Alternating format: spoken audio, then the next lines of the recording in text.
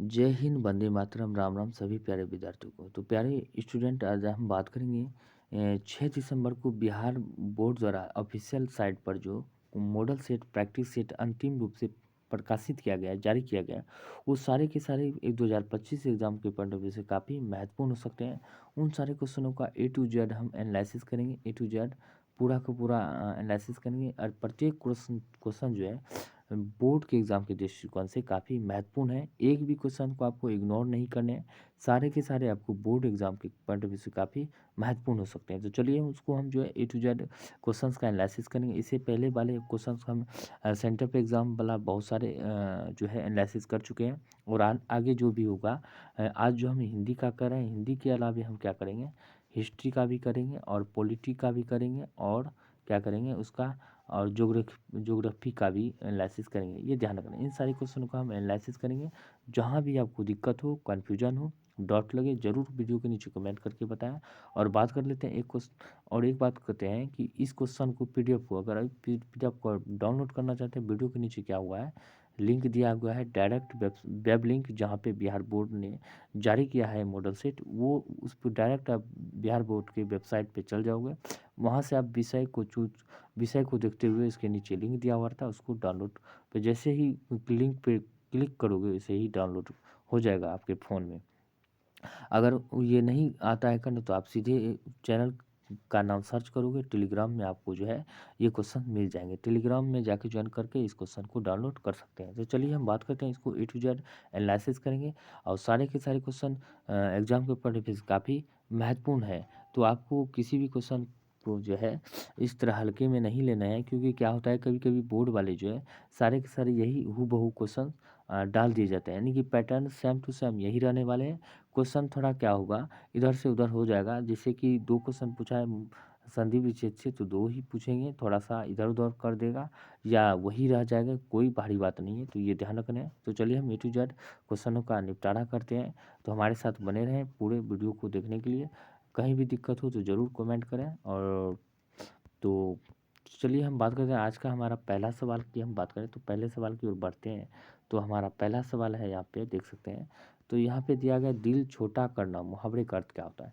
तो दिल छोटा करना तो आप सभी को पता ही क्या होना चाहिए, हतोत्साहित होना, यानी कि ये इसका सही आंसर हो जाएगा। आंखों का तारा होना, मुहावरे का अर्थ क्या होता है, प्रिय होना, अत्यंत प्यारा होना, 20 का सही आंसर हो जाए। लाल पीला होना, मुहावरे का अर्थ क्या होगा, लाल पीला होता है तो क्या होता है, तो आप सभी को पता है लाल पीला होना का यानी कि क्रोध में होना। लाल पीला क्या होता है, जब क्रोधित होता है। तो गोद में सोने वाला के लिए एक शब्द क्या होगा, गोद में सोने वाला के लिए एक शब्द की बात करें, अंकसाई, यानी कि सी इसका सही आंसर हो जाएगा। बात करते हैं शिक्षा शब्द क्या है, तो शिक्षा शब्द क्या है, क्या होना चाहिए, शिक्षा अच्छी है, शिक्षा क्या लिखूँ, शिक्षा अच्छा है कि अच्छी है, शिक्षा बहुत अच्छी है, तो राइट आंसर बी हो जाएगा। इस तरह आपको वाक्य में प्रयोग करके आपको पता करने हैं। तो अब बात करते हैं सभा शब्द क्या होगा। सभा शब्द की बात करें तो सभा शब्द स्त्रीलिंग होता है। जितने भी समूह वाले शब्द होते हैं, समूह वाले, ये ध्यान रखना, सारे के सारे क्या होते हैं, इस वो सारे के सारे शब्द स्त्रीलिंग होते हैं। वहीं बात करें परीक्षा शब्द क्या होगा। परीक्षा शब्द की अगर हम बात करें तो क्या होगा, स्त्रीलिंग हो जाएगा। परीक्षा क्या होता है, अच्छी है, परीक्षा लंबी चलने वाली है, इस तरह करके जो है आपको प्रयोग करने हैं, तभी आपको पकड़ में आएगा स्त्रीलिंग पुल्लिंग। वही बात करें घी शब्द क्या है, तो घी का अगर हम बात करते हैं ये शब्द क्या होगा, तो घी जो है पुल्लिंग शब्द है। घी अच्छा है, घी बहुत अच्छा है, ठीक है। घी पुराना है, घी नहीं है, नया है, नई नहीं कह सकते हैं, घी अच्छी है ये नहीं कह सकते हैं। तो राइट आंसर ये हो जाएगा। वचन कितने भेद होते हैं, वचन की अगर हम बात करते हैं, वचन के 2 भेद होते हैं। हिंदी में क्या होता है, एक वचन होता है, एक वचन, ठीक है। दूसरा क्या होता है, द्विवचन होता है। बस यही होता है, ये ध्यान रखना है। अब बात करते हैं, राइट आंसर सी हो जाएगा। अब बात करते हैं नेक्स्ट की, ये नहीं होगा, यानी कि सी इसका सही आंसर हो जाएगा। वही बात करते हैं नेक्स्ट की, अगर हम बात करें, अब बात करते हैं अग्नि का पर्यायवाची शब्द क्या होगा। अगर अग्नि का पर्यायवाची शब्द की बात करते हैं, आग, पावक, ज्वलन, दहन, ये सारे के सारे अग्नि का प्रयोग होता है। नभ, गगन, अंबर, व्योम, ये जो है आकाश का पर्यायवाची होता है, ये ध्यान रखना। वही बात करें, राइट आंसर डी हो जाएगा। कमल का पर्यायवाची शब्द क्या होगा। कमल की अगर हम बात करें तो सरोज जो है कमल का पर्यायवाची शब्द है, राइट आंसर बी हो जाएगा। अब बात करते हैं नेक्स्ट की, जो बहुत बोलता है के लिए एक शब्द क्या होगा। जो बहुत बोलता है उसके लिए एक शब्द की बात करें तो क्या हो जाएगा, वाचाल, जो बहुत बोलता है उसके लिए एक शब्द की बात करते हैं वाचाल हो जाएगा। वही बात करते हैं नेक्स्ट की। और जो कम बोलता है उसके लिए क्या होगा, जो कम बोलता है तो उसके लिए क्या होगा, मितभाषी अल्पभाषी, कम बोलने वाले को, ये ध्यान रखना है। वही बात करते हैं पुरुष अभिनय करे, जो पुरुष अभिनय करे उसके लिए एक शब्द क्या होगा, तो इसके लिए हम बात कर लेते हैं क्या होगा, अभिनेता। जो पुरुष अभिनय करता है अभिनेता, जो स्त्री अभिनय अभिनय करती है तो अभिनेत्री, यानी कि हीरो हो जाएगा। अभिनेता किसको कहते हैं, हीरो को, हीरोइन को अभिनेत्री कहते हैं। जल में रहने वाली सेना की बात करें तो क्या हो जाएगा, नौसेना, यानी कि जल में जो रहता है नौसेना होता है, और जो भूमि में रहता है उसे आर्मी कहते हैं, इंडियन आर्मी जिसे कहते हैं। हाँ, और वही बात करते हैं हवा, हवाई सेना, जो हवा में रहता है इसको इंडियन एयरफोर्स कहते हैं, यानी कि वायुसेना कहते हैं। वही बात करते हैं नेक्स्ट की, तीव्र बुद्धि वाला के लिए एक शब्द क्या होगा, तीव्र बुद्धि वाला के लिए बात करते हैं एक शब्द की बात करें तो क्या होगा, कुशाग्र बुद्धि, राइट आंसर ये हो जाएगा।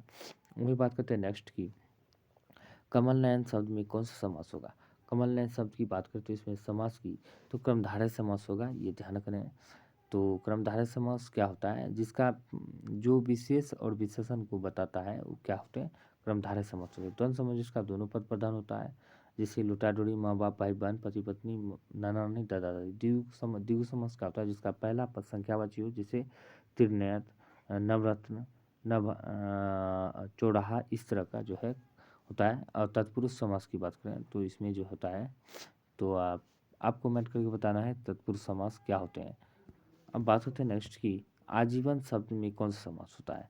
आजीवन की बात करते हैं, आजीवन शब्द की अगर हम बात करें तो इसमें अब वही भाव समास होता है, जिसका पूर्व पद पर यानी कि पूर्व पद प्रधान होता है, यानी कि जो शब्द का दोहराव होता है अब या उस जिस वाक्य में जिस शब्द का व्यय होता है उसे क्या होता है, व्ययभाव समास करते हैं, ये ध्यान रखना है।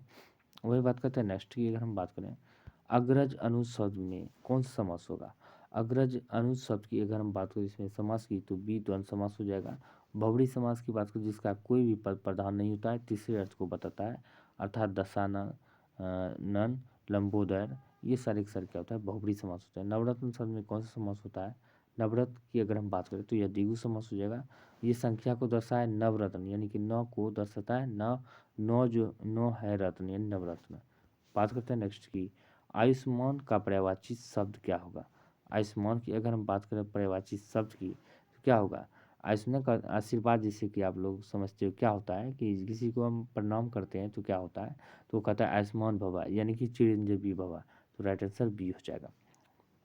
पृथ्वी का पर्यायवाची शब्द क्या होगा, पृथ्वी का पर्यायवाची होता है भू, धरा, धरनी, भूमि, ये पृथ्वी का पर्यायवाची शब्द होता है, 20 का सही आंसर हो जाएगा। पाताल जो होता है आकाश का उल्टा शब्द, आकाश का पाताल होता है, ये ध्यान रखना है। वही बात करते हैं संधि कितने भेद होते हैं, संधि की बात करते हैं यह भेद कितने होते हैं, तो इसका भेद की अगर हम बात करें सी हो जाएगा, 3 भेद होते हैं, ये ध्यान रखना, संधि के 3 होते हैं, स्वर संधि, व्यंजन संधि और विसर्ग संधि। दिगंबर शब्द का संधि विच्छेद क्या होगा, दिक धन अंबर, यानी कि राइट आंसर ए हो जाएगा।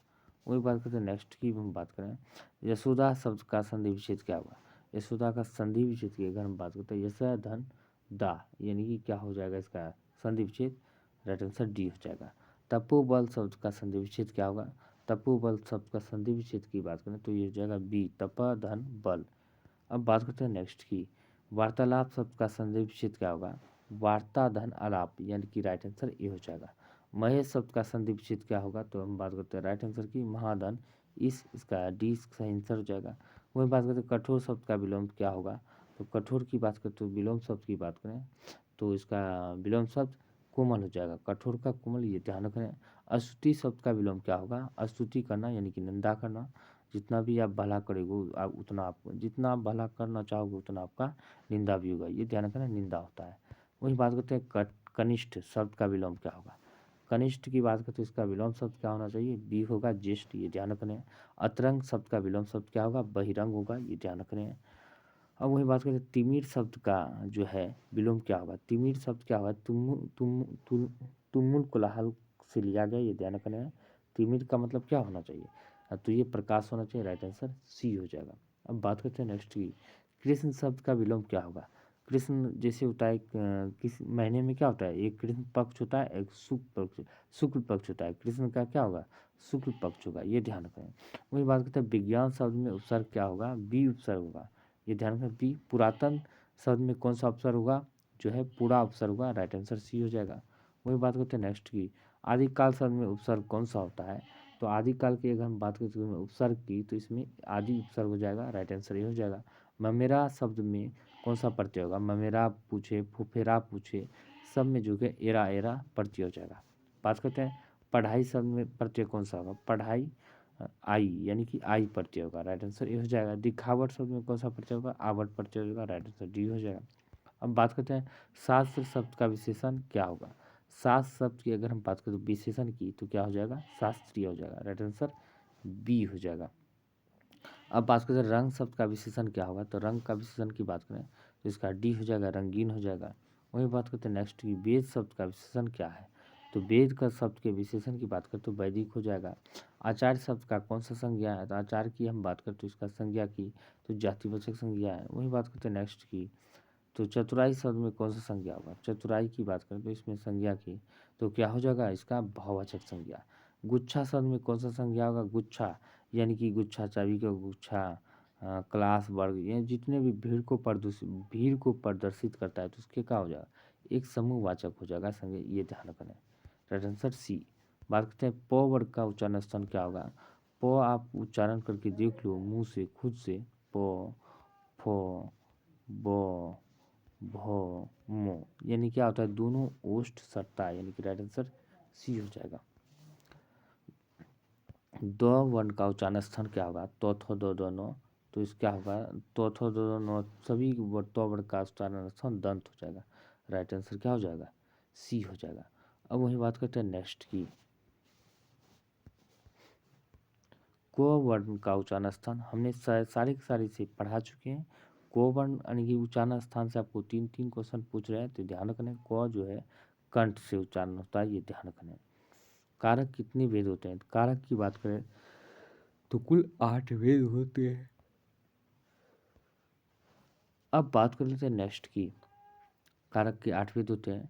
वही बात करते हैं नेक्स्ट की, पेड़ से पत्ते गिरते हैं, तो किस कारक का उदाहरण है? जिसमें जुदाई का बोध हो, यानी कि पेड़ से पत्ते गिरते हैं, बच्चे स्कूल से घर जा रहे हैं, इस तरह में जो क्या होता है अपदान कारक का प्रयोग होता है, राइट आंसर सी हो जाएगा। अब बात करते हैं कारक, करण कारक का चिन्ह क्या होगा? तो करण कारक की चिन्ह की बात करते हैं, इसका चिन्ह क्या होगा? से द्वारा, यानी कि राइट आंसर बी हो जाएगा। बालकृष्ण भट्ट द्वारा रचित, बालकृष्ण भट्ट रचित रचना निम्न में से कौन सा है? तो इसके द्वारा रचित रचना की बात करें तो कौन पूछ रहा है? तो बातचीत होगा, बहुत से बालकृष्ण भट्ट, बहुत से बातचीत, ये ध्यान रख रहे हैं। अब बात कर लेते हैं इसमें की, तो बालकृष्ण भट्ट क्या है? ये एक निबंध है, ये ध्यान रखना है, यह एक जो है निबंध है। वही बात करते हैं नेक्स्ट की, सूबेदारनी किस शीर्षक कहानी की पात्रा है? तो ये ध्यान रखना, सूबेदारनी को प्यार हो गया था बचपन में, दुकान पे मिला करता था, तो उसने कहा था मैं कहानी से लिया गया, शीर्षक कहानी से है, ये ध्यान रखना है। वही बात करते हैं नेक्स्ट की, उसने कहा था किस प्रकार की कहानी है? तो उसने कहा था किस प्रकार की कहानी है, तो इसका हम राइट आंसर की हम बात करें तो ये जो है ऑप्शन गलत दिया हुआ है, ये ऑप्शन गलत है, ये भी ऑप्शन गलत है, ये भी गलत है, लेकिन इसको राइट अगर कोई भी सही नहीं है तो उसके हिसाब से हम चरित्र प्रधान यानी कि कर्म प्रधान लिख सकते हैं, ये ध्यान रखना। कर्म प्रधान अगर नहीं है तब तक चरित्र प्रधान को क्लिक कर देना है, ये ध्यान रखना है, यानी कि राइट आंसर हो जाएगा। बात करते हैं रामधारी सिंह दिनकर की रचना किसने, इनमें से कौन सा है? रामधारी सिंह दिनकर की रचना की बात करें इनमें से कौन सा है? तो इसका राइट आंसर की बात करें तो बी हो जाएगा, अर्धनारीश्वर। अर्धनारीश्वर है, इसे राष्ट्र कवि भी कहा जाता है, किसको? दिनकर जी को, ये ध्यान रखना है। अब बात करते हैं नेक्स्ट की, रामधारी सिंह दिनकर का जन्म कहाँ हुआ था? तो रामधारी सिंह दिनकर के जन्म की बात करें तो यह हुआ था सिमरिया बिहार में। बात करते हैं नेक्स्ट की, रामधारी सिंह दिनकर किस युग के कवि थे? रामधारी सिंह दिनकर की अगर हम बात करते हैं किस युग के कवि थे? छाया छावेदार युग के कवि थे, डी इसका सही आंसर हो जाएगा। अब बात करते हैं किस में से किस शीर्षक कहानी में गैगरीन का उल्लेख है? तो गैगरीन की बात करें तो किस शीर्षक कहानी में उल्लेख होता है? रोज में। तो रोज की बात करें तो रोज कहानी जो है ग्रेगरीन जो है बाद में रोज पड़ा नाम, यानी कि पहले जो है रोज का को गैगरीन कहा जाता था, बाद में इसका नाम रोज पड़ गया, ये ध्यान रखना। ग्रेगरीन क्या है? तो ग्रेगरीन एक की बात करें तो यह एक पहाड़ी क्षेत्रों में होने वाले, जैसे कि ग्रेगरीन क्या होता है? तो जैसे कि पहाड़ी आदिवासी क्षेत्रों में, पहाड़ी क्षेत्रों में आदिवासी जनजाति रहते हैं, तो वहाँ उसको पैर में जो क्या होता है, कांटे चुभ जाते हैं, कांटे चुभ गए तो वो कुछ दिन जो है इलाज नहीं करवाते हैं, ऐसे ही छोड़ देते हैं भगवान के भरोसे। तो क्या होता है, यही जख्म जो है आगे चलकर क्या हो जाते हैं, काफ़ी नासूर हो जाते हैं, और बाद में पता चलता है कि पैर कटवाने की नौबत आ गए। तो यही है, क्या है, गैंग्रीन है, ये ध्यान रखें। वही बात होता है, रोज शीर्षक कहानी का नायिका कौन थी। तो रोज शीर्षक कहानी की नायिका की अगर हम बात करें तो इसका नायिका क्या हो जाएगा, तो नायिका की हम बात कर रहे हैं तो इसका नायिका बी हो जाएगा, मालती हो जाएगा। रोज शीर्षक कहानी की नायिका की बात करें तो इसका नायिका मालती यानी कि बी हो जाएगा। और वही बात करते हैं रोज शीर्षक कहानी जो है इसके ग्रेगरिन यानी कि ग्रेगरिन शीर्षक कहानी के लेखक की बात करते हैं, अज्ञेय जी है। कौन है, अज्ञेय जी। अब बात करते हैं नेक्स्ट की, तो मालती का पति कौन था, माहेश्वर था, जो कि डॉक्टरी करते थे, यह ध्यान रखना है। वही बात करते हैं नेक्स्ट की हम बात करें तो अज्ञेय के पिता का नाम क्या था। अज्ञेय जी के पिता के अगर नाम की बात करें तो उसके पिता का नाम क्या था, तो आप सभी को पता ही है, उसके पिता का नाम हीरानंद शास्त्री था। राइट आंसर बी हो जाएगा।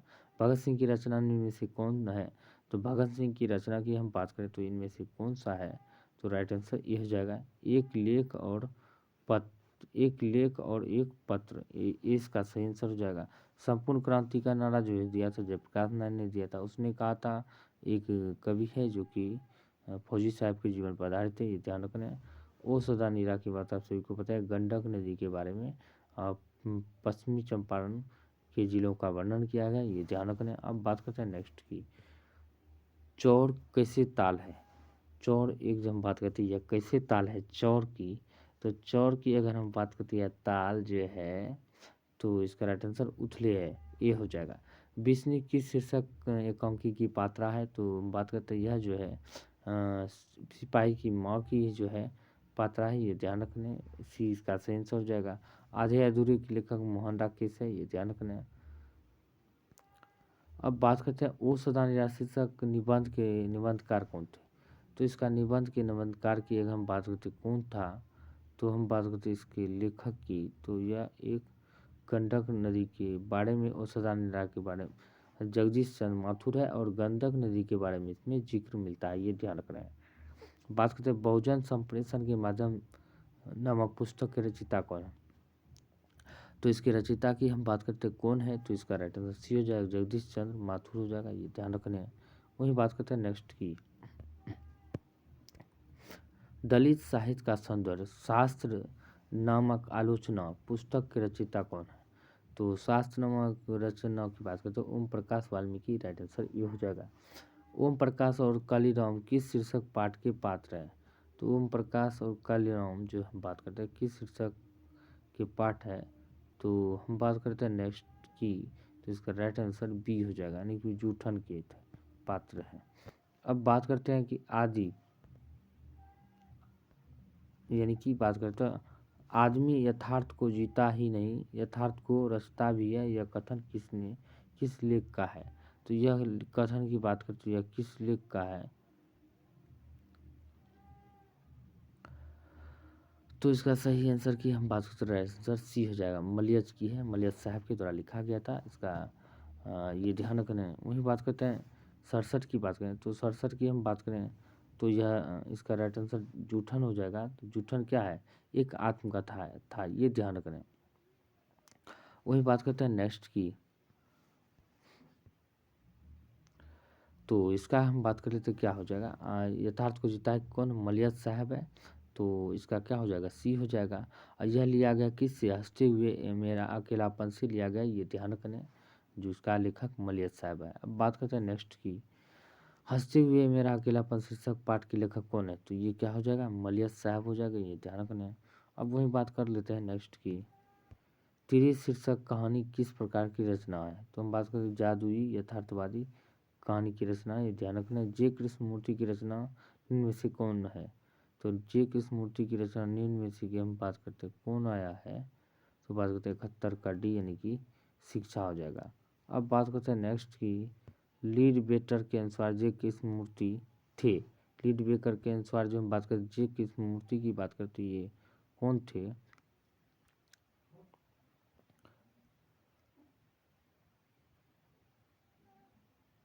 तो इसका राइट आंसर बी हो जाएगा। विश्व एक शिक्षक है, ये ध्यान रखना है। अगर हम बात करें तो इसका राइट आंसर इसका क्वेश्चन की, तो 71 का तो हमने बात कर लिया, इसका राइट आंसर डी हो जाएगा, शिक्षा से। वही बात करते हैं जूठन की, हम बात करें तो जूठन जो है जूठन के लेखक कौन है, तो ओम प्रकाश वाल्मीकि जी है। वही बात करते हैं रोज का, तो रोज क्या अज्ञे जी है, हीरानंद वात्स्यायन अज्ञे जी है। बातचीत के लेखक की बात करते हैं बालकृष्ण भट्ट है।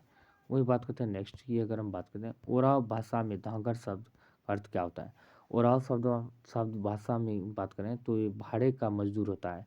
इसको जो पश्चिमी चंपारण में जो है ओराव शब्द में धांगर का मजदूर था, और इसे पश्चिमी चंपारण बिहार में जो है नील की खेती करवाने के लिए जो है भाड़े पर मजदूर लाया गया था, ये ध्यान रखना। उसे क्या कहते हैं, धांगर कहते हैं, यानी कि भाड़े पर लाया गया मजदूर होता है धांगर शब्द, ये ध्यान रखना है। वही बात करते हैं नेक्स्ट की, अगर हम बात करें गंडक नदी की चर्चा किस शीर्षक पाठ में की गई। तो गंडक नदी की चर्चा की बात करते हैं किस शीर्षक पाठ में किया गया है, तो इसमें किया गया है ओषधानिरा पाठ में, ये ध्यान रखना है। अब बात करते हैं नेक्स्ट की, रामधारी सिंह दिनकर किस विश्वविद्यालय में उप कुलपति पर आसीन रहे थे। तो उप कुलपति यानी कि बॉयस बीसी की बात करें तो यह जो था भागलपुर विश्वविद्यालय के चांसलर रहे थे, ये ध्यान रखना है, राइट आंसर सी हो जाएगा। अर्धनारीश्वर शीर्षक पाठ हिंदी साहित्य की कौन सी विधा है। अर्धनारीश्वर शीर्षक पाठ की बात करते हैं हिंदी साहित्य की कौन सी विधा है, तो यह निबंध है, ये ध्यान रखना है। वही बात करते हैं नेक्स्ट की, स्पीच का उद्देश्य क्या है। स्पीच का उद्देश्य सुनने वालों के मन में जोश और उत्साह पैदा कर देना। यह उक्ति किसका है, तो यह उक्ति की बात करते हैं, यह युक्ति बालकृष्ण भट्ट की है, राइट आंसर डी हो जाएगा। बात करते हैं नेक्स्ट की, प्राकृतिक वर्णन से संबंधित कविता है। तो संबंधित कविता क्या है, तो प्राकृतिक वर्णन से संबंधित कविता की अगर हम बात करें तो उषा है, राइट आंसर बी हो जाएगा। कवियों का कवि किसे कहा जाता है, तो कवियों की कवि की बात करें तो यह जो है किसे कहा गया है, तो हम बात कर लेते हैं, यह कहा गया है किसको, कवियों की कवि कहा गया है किसको, राइट आंसर ये शमशेर बहादुर को कहा गया है। अब वही बात करते हैं कि तो उषा जो प्राकृतिक वर्णन से संबंधित कविता कौन सा उषा, तो उषा की हम बात करें तो यह जो है शमशेर बहादुर द्वारा लिखे गए हैं, जो प्रकृति के बारे में बताता है, ये ध्यान रखना है। 78 का बोले तो उस 78 की हम बात करें तो इसके लेखक कौन है, उषा के लेखक है क्या है, शमशेर बहादुर है, जो कि प्रकृति के बारे में वर्णन किया गया, ये ध्यान रखें। तो इसे कवियों का कवि भी कहा जाता है। मुक्ति बोध का पूरा नाम क्या है, तो मुक्ति बोध का पूरा नाम की बात करें तो क्या हो जाएगा, गजानन माधव मुक्ति बोध है, ये ध्यान रखना है। अब बात करते हैं ज्ञानेंद्र पति किस प्रशासनिक पद पर कार्यरत थे। तो किस प्रशासनिक पद पर कार्यरत थे, ये हम बात कर लेते हैं, राइट आंसर बी हो जाए, कारा अधीक्षक के पोस्ट पे थे, ये ध्यान रखना है। गाँव का घर शीर्षक कविता के कवि कौन है। गाँव का घर शीर्षक कविता के कवि की अगर हम बात करें तो राइट आंसर डी हो जाएगा, ज्ञानेंद्र जी हैं, ये ध्यान रखना है। अब बात करें उषा शीर्षक कविता के कवि कौन है, तो शमशेर बहादुर है, राइट आंसर बी हो जाएगा।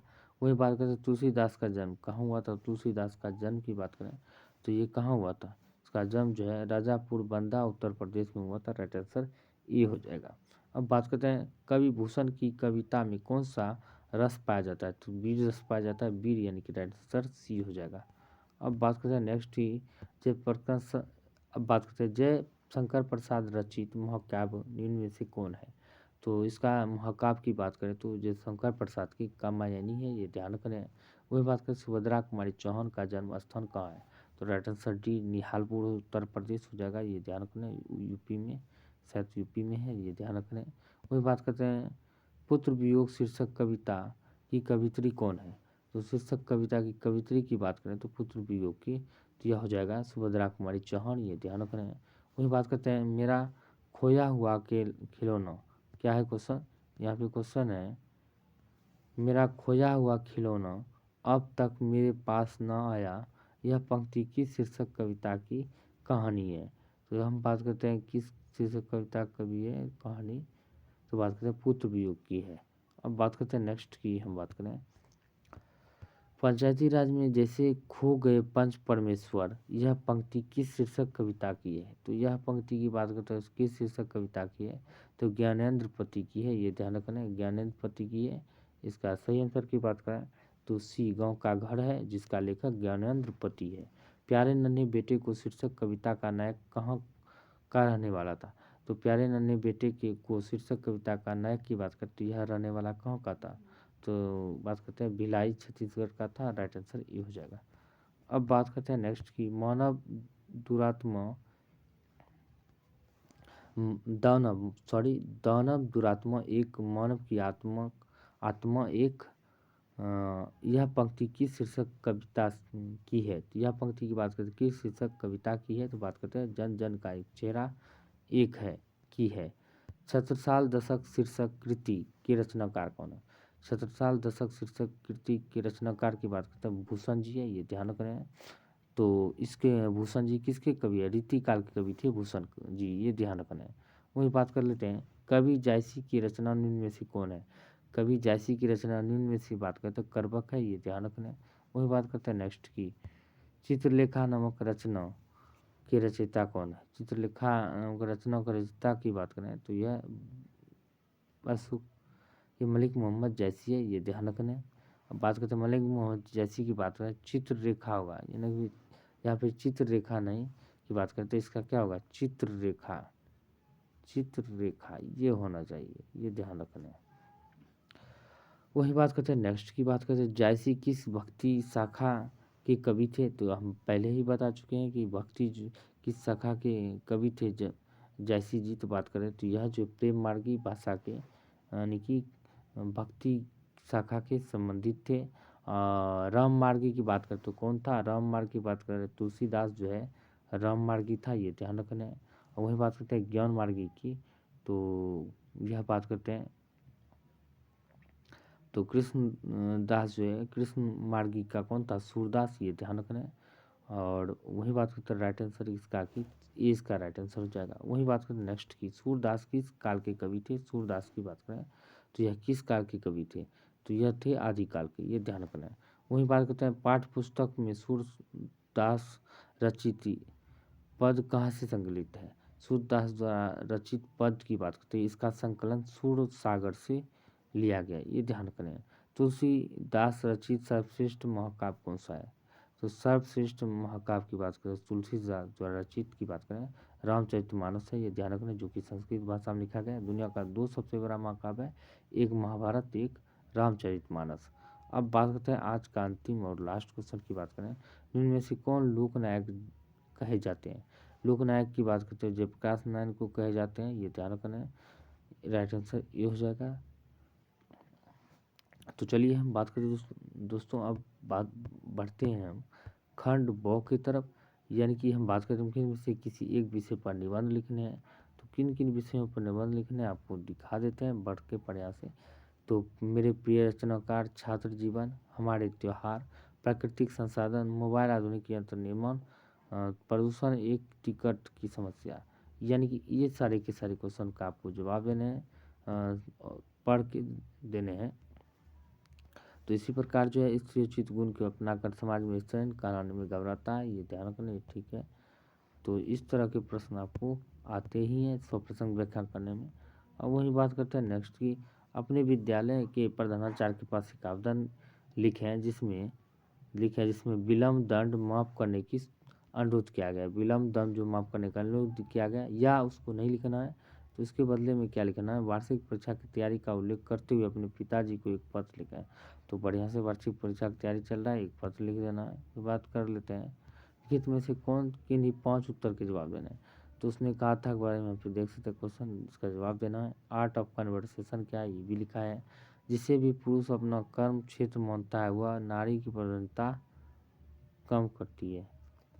का मतलब नारी की यानी कि जिसे भी पुरुष अपना कर्म क्षेत्र मानता है तो वह नारी का भी कर्म क्षेत्र है। कैसे? अर्धनारीश्वर शीर्षक निबंध के अनुसार लिखें। वही धांगड़ शब्द के बारे में दिया गया है। धांगड़ को अंग्रेजी चंपारण क्यों लाए थे? किसान जो है नील की खेती कराने के लिए ओराव भाषा में धांगड़ शब्द को कहा जाता है भाड़े का मजदूर, ये ध्यान रखना है। असाधारण निराश शीर्षक पाठ के अनुसार उत्तर देना है, ये ध्यान रखना है। मानव और सिपाही एक दूसरे को क्यों मारना चाहते हैं? क्योंकि दोनों एक दूसरे देश की ओर से जो है सेना की तरफ से लड़ रहे थे, ये ध्यान रखना है। कवि जयसिंह द्वारा रचित पहले करवक कांच कनक के बारे में तात्पर्य लिखाना है आपको। कवि सूरदास की बात कर लेते। कवि सूरदास द्वारा पद कृष्ण खाते समय क्या करते हैं? पुत्र छौना कहने में क्या भाव होता है? सुभद्रा कुमारी चौहान का है छौना पुत्र। वही बात करते कवि जयशंकर प्रसाद के अनुसार चातकी किसके लिए तरसती है? चातकी जो है किसके लिए तरसती है, ये आपको बताना है कमेंट करके। A to Z आपको ध्यान रख लेना है। वही बात करते हैं राग में लिपा हुआ चौका के माध्यम से उषा शीर्षक कविता के कवि क्या कहना चाहता है, ये ध्यान रखना है। वही बात करें में से 3 प्रश्नों का उत्तर देना है। तो यहाँ पे दिया है 3 प्रश्नों का उत्तर जवाब देना है। अब बात करते हैं यहाँ पे फिर क्वेश्चन दिया गया है। यहाँ पे प्रथम पद में तुलसीदास ने परिचय किस प्रकार दिया? मुक्ति बोध के बारे में दिया गया है। नन्हे प्यारे बेटे के रूप में भी यूट्यूब पे देखता है कि नहीं देखता पता नहीं। नन्हे प्यारे बेटे को शीर्षक कविता में कवि लोहे के पहचान किस रूप में कराते हैं, ये ध्यान रखना है। इसका जवाब भी देना है। वही बात करते हैं इसको अब अवतरण करना है संक्षेपण में, क्या करना है इसके पढ़ के इसी में से जवाब आपको देने हैं। इससे संबंधित प्रश्न का उत्तर भी देना है, कुछ व्याकरण भी देना है इसके।